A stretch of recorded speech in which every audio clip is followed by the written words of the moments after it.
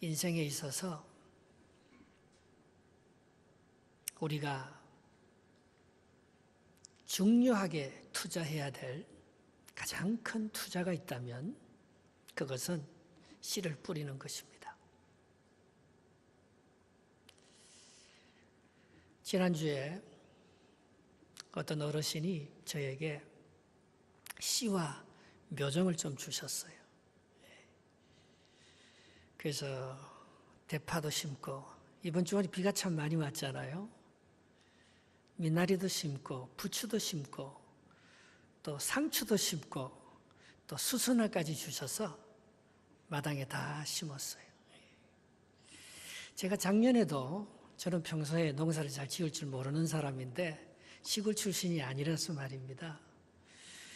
작년에 내가 한번 농사를 지어 보겠다 그렇게 작정을 하고 소똥 말똥을 다 사서 거름을 많이 주고 정말 정성껏 씨앗을 심고 가꾸었어요. 새벽기도 마치고 가면은 물을 얼마나 정성껏 주고 잘 키웠는데 작년 농사는 제가 실패했어요. 알고 보니까 두 가지가 문제가 있는데, 첫째는 내가 심은 그곳에 햇빛, 절대적인 일조량이 작았어요. 우리 집이 북향이라 그 응달이었어요. 제일 중요한 것이 햇빛인데 햇빛이 적었는 거예요. 그리고 식물마다 성격이 다 틀려요. 근데 제가 물을 너무 많이 준 거예요. 물을 많이 먹고 자라는 식물은 잘 자랐어요. 근데 별로 물을 안 좋아하는 식물들도 또 있어요. 제가 정말 자식을 사랑한다고 막 부모가 자식에게 막 물도 주고 양식도 주고 막 잘 가르치려고 많이 했는데 자식은 그거 다 못 받고 싫어하는 거예요. 그래서 제가 깨달은 게 있습니다. 사랑 갖고만 되는 게 아니고 지식이 있는 사랑을 해야 되구나. 다 그 묘종마다 틀리잖아요. 걔 묘종이 뭘 원하는지를 알고 묘종에 대한 지식과 지혜를 가지고 그걸 제대로 돌봐야 됩니다. 내가 원하는 대로, 내가 하고 싶은 대로 주는 게 사랑이 아니고, 그렇다고 그 묘종이 잘 자라는 게 아니고 말입니다. 걔가 뭘 원하는지를 잘 보고, 하나님께서 걔에게 무슨 은사를 주고 어떻게 키워야 그걸 원하는가, 그걸 잘 보고 그렇게 정성껏 잘 돌봐줘야지만이 키우는. 원래 제가 좀 배우려고 그래요. 그래서 이번에 시니어 대학반에도 텃밭 가꾸기 반을 하나 만들어서 아주 전문가 한 사람을 모셨어요. 어르신들이 텃밭을 가꿀 때 무조건 가꾸지 마시고 이런 것들을 좀 잘 배워서 지식이 있는 사람, 뭔가 배우고 알고 가르치는 그런 일들을 해야 열매가 있고 수고가 헛되지 않다고 그렇게 했습니다. 씨를 뿌리면서 먼저 지식과 경험을 통한 배움이 필요합니다. 그래서 예수님께서 그들에게 씨 뿌리는 비유로 영적 성장을 가르치는 거예요. 이렇게 하면 실패한다고. 이렇게 해야지 좋은 열매를 맺을 수 있다는 것을 가르치기 위해서 예수님께서는 먼저 영적 성장의 경험을 가지고 제자들에게, 그에게 몰려오는 많은 사람들에게 이렇게 영적으로 배우고 성장하라고 가르치고 있는 것입니다. 2절, 3절 말씀입니다. 시작. 큰 무리가 그에게로 모여들거늘 예수께서 배에 올라가 앉으시고 온 무리는 해변에 서 있더니 예수께서 비유로 여러 가지를 그들에게 말씀하여 이르시되 씨를 뿌리는 자가 뿌리러 나가서 그렇게 말했습니다. 예수님은 그에게 배우려 오는 모든 사람들에게 씨 뿌리는 비유를 가지고 어떻게 하면 인생을 성공할 수 있느냐, 어떻게 하면 하나님이 열매 맺는, 하나님이 주신 그 은사를 제대로 활용하여서 풍성한 그런 열매와 축복을 거둘 수 있느냐, 그것을 가르쳐 주기를 원했던 것입니다. 여러분, 배우는 데 있어서 뭐가 중요해요? 물론 경험이 중요합니다. 물론 가르치는 그 사람의 지식을 배우는 게 중요한데, 예수님께서 아무리 잘 가르치고 아무리 좋은 영양이 공급돼도요, 내가 안 받아들이면 소용없는 거예요. 느낌이 중요해요. 다 열심히 해요. 다 나름대로 똑똑하고 나름대로 자기의 경험과 자기의 지식이 있어요. 그런데 어떤 사람은 예수님의 이 씨 뿌리는 비유의 말씀을요, 다 몸으로 느껴요.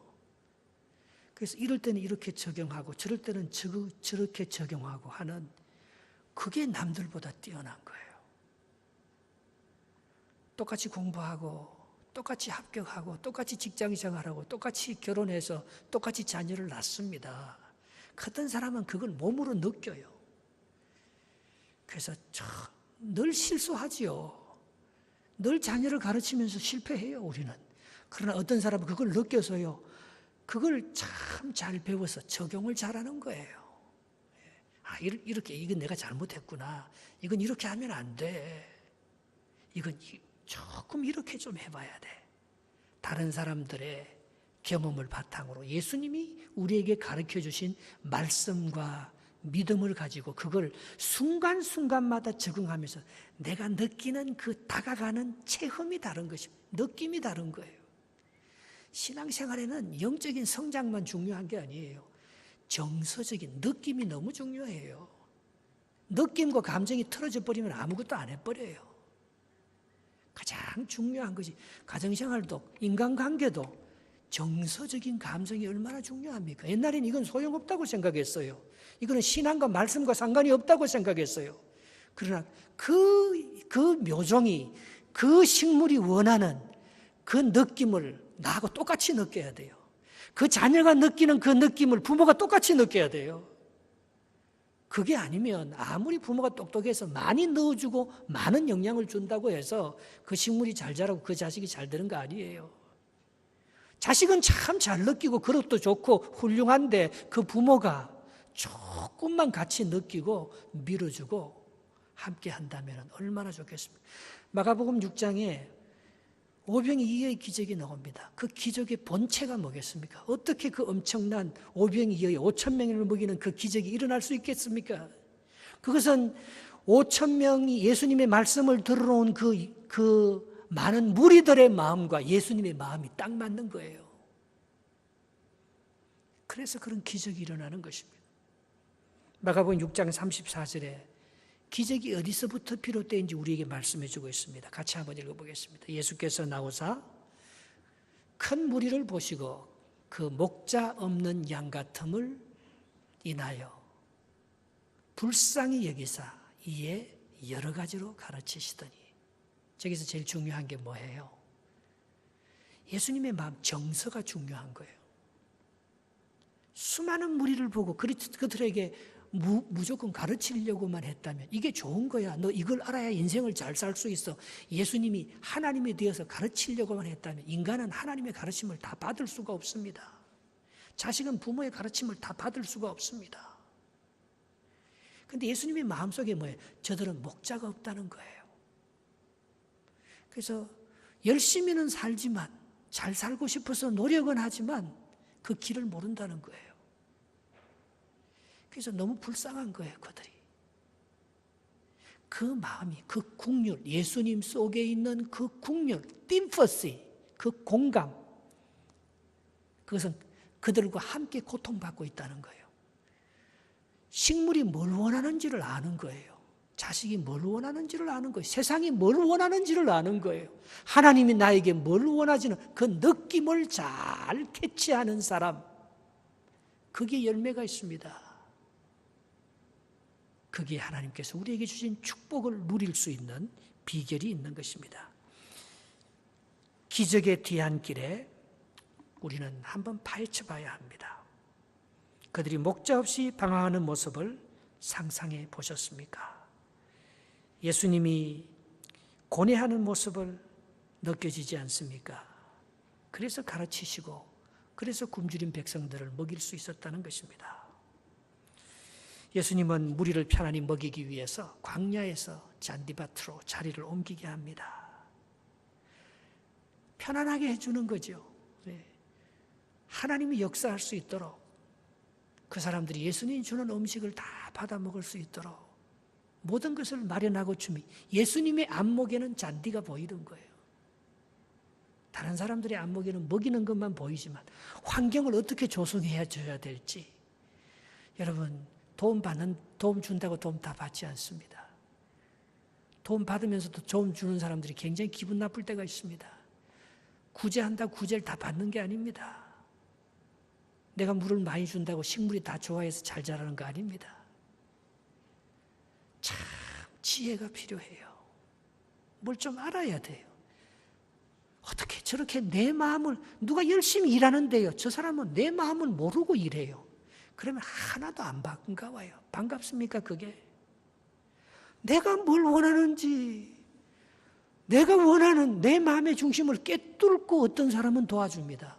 이야, 저 사람은 보통 사람이 아니네. 저 사람은 어떻게 내 마음을 꿰뚫으면서 교회 일을 하고 있지? 이야, 참 대단한 사람이다. 자기가 하고 싶은 봉사를 하는 게 아니잖아요. 식물이 원하는 게 있는 거예요. 예수님께서 그 군중들을 보면서 그들을 향한 불쌍한 그 마음, 목자 없이 유리하는 그 마음을, 상대방의 마음을 깊이 깨달아 알고 그들이 원하는 오병이의 기적을 딱, 제자들은 그것도 모릅니다. 제자들은 뭐라고 말해요? 아니 해가 졌고 이렇게 3일 동안이나 예수님 말씀 듣는다고 도시락 작은 거 먹고 굶주렸는데 해가 지기 전에 빨리 가게로 보내서 자기들 사 먹게 합시다. 제자들은 군중들의 마음을 모르는 거예요. 그들이 얼마나 고통받고 고뇌하고 안타까워하고 있는지, 그 느낌이, 제자들은 예수님만큼 그 느낌이 강렬하지 않는 거예요. 그렇기 때문에 그걸 케어할 수가 없는 거예요. 불쌍히 여기는 마음, 바로 그것이 풍성한 열매, 오병이의 기적을 낳았다는 것입니다. 예수님의 모든 기적은 마음에서, 느낌에서 시작됩니다. 예수님이 우리와 똑같은 정서를 가지고 우리의 심령을 꿰뚫어보고 우리의 마음을 알았기 때문에 거기에 하나님의 진정한 기적과 축복의 역사가 있게 되었다는 사실입니다. 그런데 씨를 뿌리는 자는 장래 형상을 알지 못하고 뿌려요. 요한복음 8장 56절에 보면 너희 조상 아브라함은 나의 때 볼 것을 즐거워하다가 보고 기뻐하였느니라. 왜 아브라함이 위대한 믿음의 조상이냐? 그전에도 하나님 잘 믿는 사람 많았어요. 그 후에도 많았어요. 그러나 아브라함이 왜 위대한 하나님의 조상이 되었느냐? 지금 예수님의 때에 일어날 그 역사를 바라보면서 믿음의 씨앗을 뿌렸다는 거예요. 하나님이 기뻐하시는 그것을 바라보면서, 장래의 형상을 바라보면서, 희망을 바라보면서, 약속을 붙들고 그걸 바라보면서 씨앗을 뿌렸다는 거예요. 그래서 아브라함이 뿌린 씨앗은 믿음의 조상의 열매입니다. 아브라함이 믿고 뿌린 그 씨앗대로 아브라함과 다윗의 후손 예수 그리스도가 태어나서 이 세상을 구원하는 하나님의 역사를 이루는 그 역사의 주인공이 될 수 있었습니다. 바울은 부활에 대한 얘기를 하면서 씨 뿌리는 비유와 연결을 시킵니다. 고린도전서 15장 36절 37절에 어리석은 자여, 내가 뿌리는 씨가 죽지 않으면 살아나지 못하겠고 또 내가 뿌리는 것은 장래의 형체를 뿌리는 것이 아니요 다만 밀이나 다른 것의 알맹이 뿐이로되. 여러분, 우리가 뿌리는 이 씨앗이 장차 어떨 열매를 맺을지 아무도 모릅니다. 내가 힘과 정성을 많이 쏟아서 내가 생각하는 그 종자와 나무에서 멋있는 열매와 아름드리 같은 나무가 될지, 내가 전혀 기대하지도 않았고 내가 그렇게 힘쓰지도 않았고 어쩌면 그냥 버려주다시피 방치한 그 묘목이 말입니다, 그게 잘 자라서 많은 사람들을 축복하고 위대한 나무가 될지 아무도 모릅니다. 장래 형상을 알지 못하고 뿌리는 거예요. 구약에 많은 사람들이 메시아를 기다리면서 믿음의 씨앗을 뿌렸습니다. 그런데 구약에 생각하는 그런 신약의 메시아의 열매가 아니었어요. 어떤 열매가 나타났습니까? 고난받는 종의 모습으로. 구약에 그들이 뿌린 씨앗은 영광의 모든 이 정치적인 문제와 종교적인 문제를 해결해 줄 수 있는, 인류의 물질적인 문제를 책임질 수 있는 그런 메시아상을 기대하면서 그들이 뿌렸는데, 하나님께서 정작 우리에게 주신, 우리를, 인류를 구원할 메시아의 참모습은 그런 영광의 왕이 아니요 고난받는 종의 모습으로 우리에게 와서 우리의 마음을 진짜 잘 아시는, 그런 고통받는, 십자가에서 많은 사람들에게 잘못된 판단을 받고 죽는 그 고난받는 종의 모습을 통해서 우리를 구원하시는 하나님께서 우리에게 주시는 열매는 구약에 뿌린 씨앗하고 전혀 다른 열매를 우리에게 주시는 거예요. 어떤 그림을 그리고 여러분들은 뿌립니까? 그렇지만 하나님께서 내가 뿌린 그 씨앗보다도 훨씬 더, 내가 기도한 그 기도의 내용보다도 훨씬 더 위대한 계획을 가지고 하나님께서 그 씨를 자라게 하고 있다는 것을 믿어야 합니다. 그래야지 아브라함처럼 믿음의 조상이 되고 믿음으로 이 세상을 하나님의 말씀으로 씨앗을 뿌릴 수 있는, 울며 씨앗을 뿌릴 수 있는, 그래서 기쁨으로 단을 거둘 수 있는 하나님의 축복의 통로가 되게 되는 것입니다. 찬송 같이 한번 하겠습니다. 황무지가 장미꽃같이 피는 것을 볼 때에 구속함에 노래 부르며 거룩한 길 다니리. 거기 거룩한 거길에 검은 구름 없으니 낮과 같이 맑고 밝은 거룩한 길 다니리. 아브라함과 다윗이 자기의 후손을 통해서 하나님께서 하나님의 아들 메시아를 주실 것이고, 하나님께서 내게 약속하신 대로 나는 100살이 되어도 아들 한 명 보지 못했지만 나를 통해서, 나의 후손들을 통해서 하나님께서 수많은 하늘의 별과 같은 많은 자손들을 줄 것을 믿음으로 바라보면서 희망을 가지고 씨앗을 뿌렸다는 것입니다. 그래서 황무지 같은, 아브라함이 자기 부인이 죽을 때 자기 부인을 묻을 땅 한 평을 가나안 땅에서 얻지 못했잖아요. 막벨라 굴을 사서 자기 부인을 묻으면서도 하나님, 공짜로 막 주려고 했어요. 무덤을요. 나 공짜로 받지 않겠다고. 내가 돈 주고, 비싸게 돈 주고 이 땅을 사서 내 아내를 여기에 묻겠다고. 그래서 그 땅을 유업으로, 그 자손들이 그 가나안 땅을 유업으로 받게 되는 믿음의 씨앗을 거기에 땅을 사면서 뿌린 거 아니에요. 하나님은 어떻게 우리를 인도하고 우리의 땅을 선물로 주실지 아무도 모릅니다. 그러나 지나고 보니까 아브라함이 땅을 사서 그 부인을 묻은 그게 진짜 믿음이었다는 거예요. 그걸 통해서 하나님은 그걸 가족의 무덤으로 삼아, 그 족장의 무덤으로 아브라함과 그의 아내, 그의 아들 이삭과 리브가, 야곱과 야곱의 후손 다 거기에 묻어서 하나님께서 그의 후손들로 말미암아 이스라엘이라는 족속을 형성하게 하시고 그들에게 그 땅을 선물로 주시는, 장래의 형상을 알지 못하고 아브라함은 땅 한 평 사서 묻었는데 그 땅이 그의 후손들의 영원한 가나안이 축복의 기업이 될 줄이야 아무도 몰랐다는 것입니다. 130년 전에 여기 우리 가나다 선교사들이 한국 땅에 와서 복음의 씨앗을 뿌리다가 순교하고 죽었습니다. 그런데 130년 후에 우리 민족이 이렇게 예수를 잘 믿어서 우리에게 씨앗을 뿌린 그 사람들이 자기 땅에 와서 예수를 믿으면서 이렇게 살 줄 누가 알았겠습니까?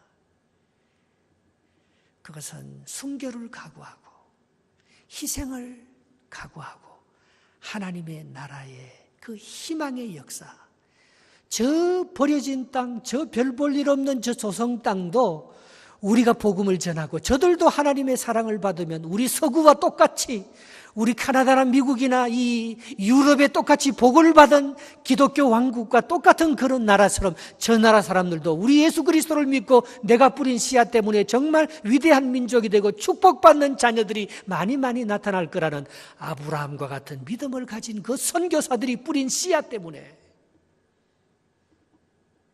오늘 우리가 이런 열매를 맺고 축복을 받고 살아가는 거 아니겠어요?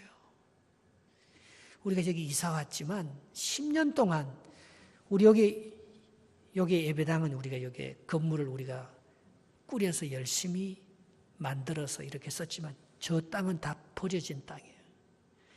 아무도 저기에 아스팔트를 하거나 저기에 잔디를 심어서 축구장을 만들 생각은 아무도 하지 않았습니다. 작년에 우리가 하이드로 시딩이라고 해서 말입니다. 잔디씨를 저기 뿌렸잖아요. 11월 달에, 그것도 추워서 눈이 오는 11월 달에 막 뿌렸어요. 저는 아니 잔디씨가 저렇게 눈이 오고 아니 겨울에 저렇게 추운데 저 잔디씨가 그게 뿌리도 없이 다 죽어버리는 거 아닌가 굉장히 염려했어요.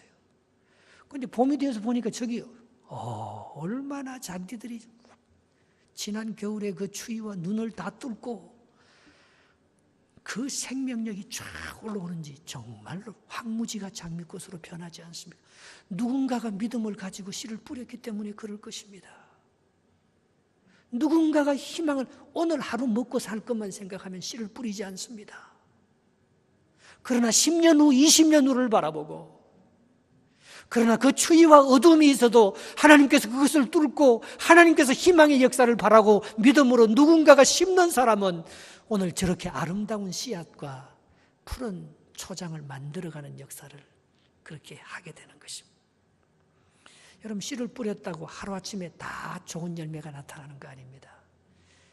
오히려 씨를 많이 뿌렸지만요, 길가에 떨어진 씨앗, 돌짝밭에 떨어지지 않은 가시를 뻗던 뿔에 떼어진 씨앗은 다 죽었어요.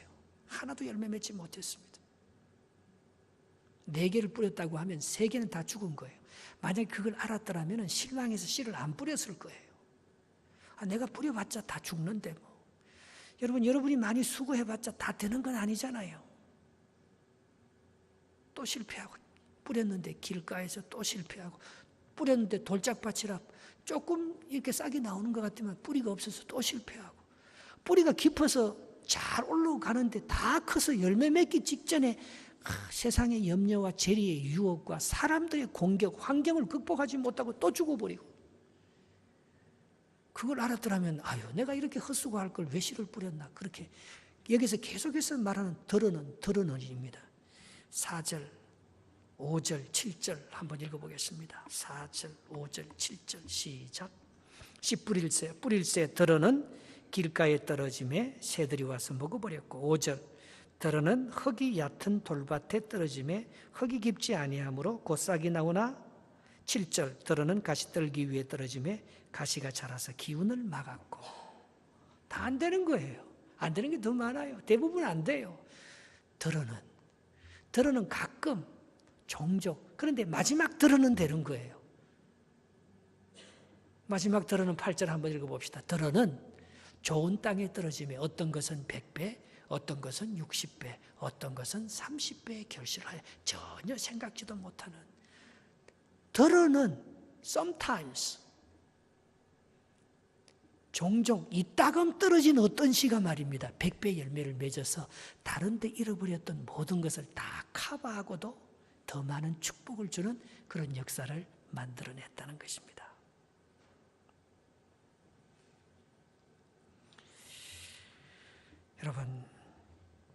여러분은 오늘 당장 먹기 위해서 살아가는 거 말고 무엇을 위해서 종자씨를 뿌립니까? 무엇을 위해서 그것은 먹지 않고 남겨둡니까? 어른들이 씨를 뿌릴 때 다 굶어 죽어서 이거 먹자고 해도 부모들이 종자씨는 남겨주잖아요. 묘종은 남겨놓잖아요. 왜?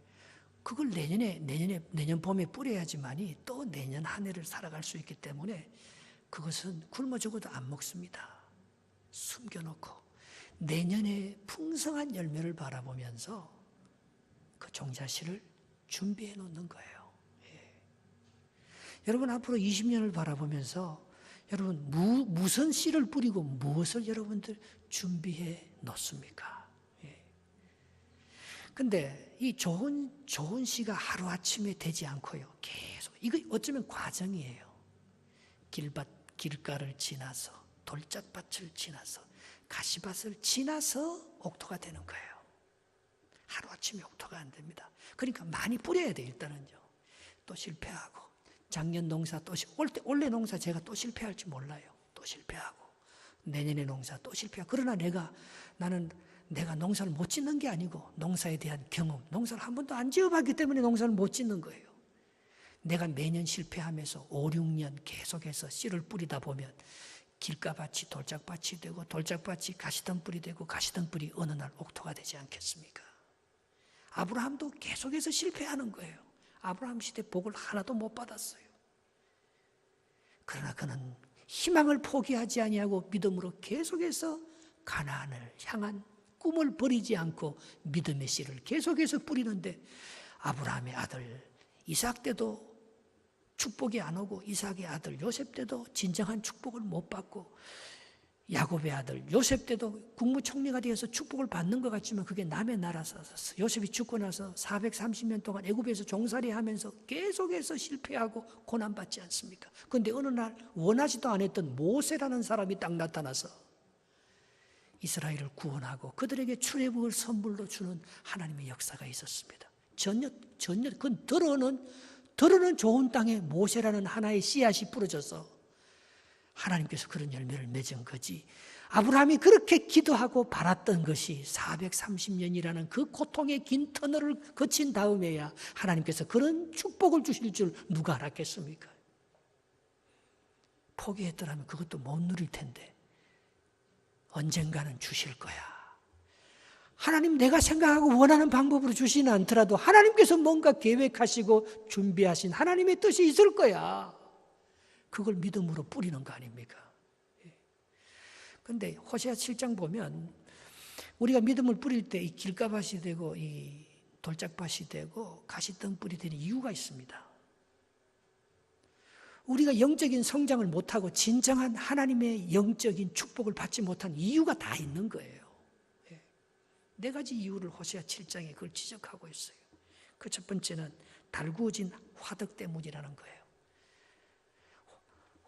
화덕은 이렇게 굽는 가마잖아요. 불가마, 화덕.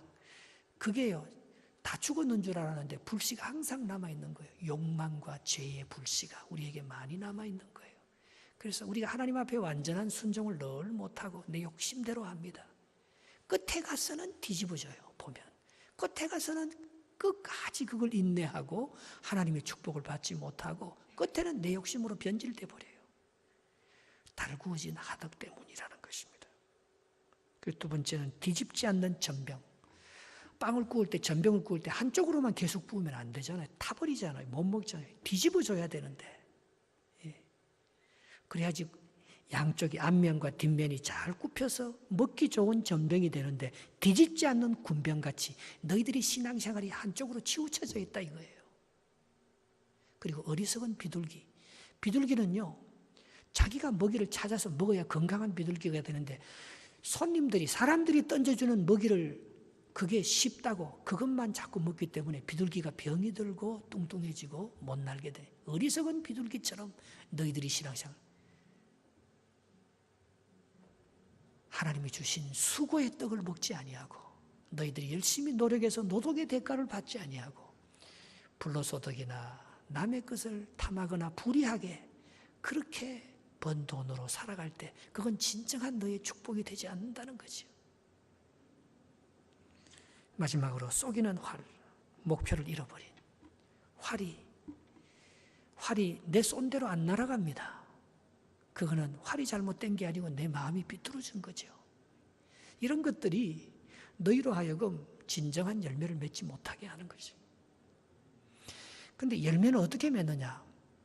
오늘 좋은 땅은 어떻게 좋은 땅이 되느냐? 이것은 하나님과 인간을 하나로 만드는 밭과 씨가 서로 함께 국률이 여기면서 공유하는 하나 되는 오늘 거기에서 놀라운 좋은 땅이 됩니다.